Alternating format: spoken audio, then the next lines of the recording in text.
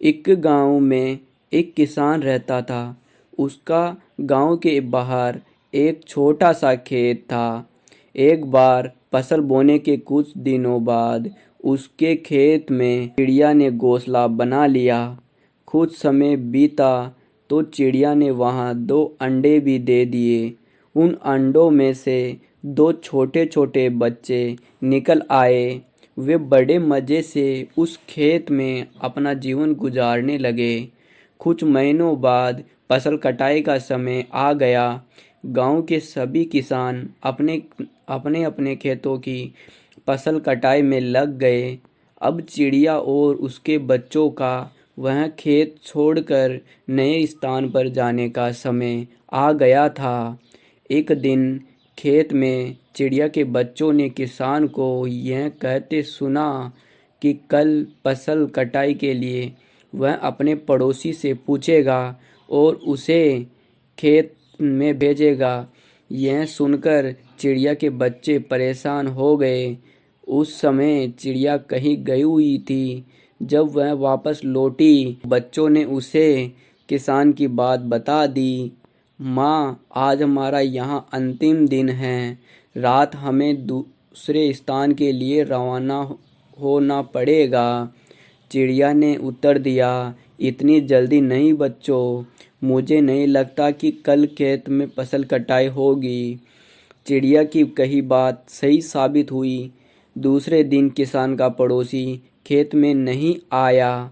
फसल की कटाई नहीं हो सकी। शाम को किसान खेत में आया और खेत को जैसे का तैसा देखा तो मन में गुस्सा करने लगा कि ये पड़ोसी तो नहीं आया। ऐसा करता हूँ, कल अपने किसी रिश्तेदार को भेजता हूँ। चिड़िया के बच्चों ने फिर से किसान की बात सुन ली और फिर परेशान हो गए।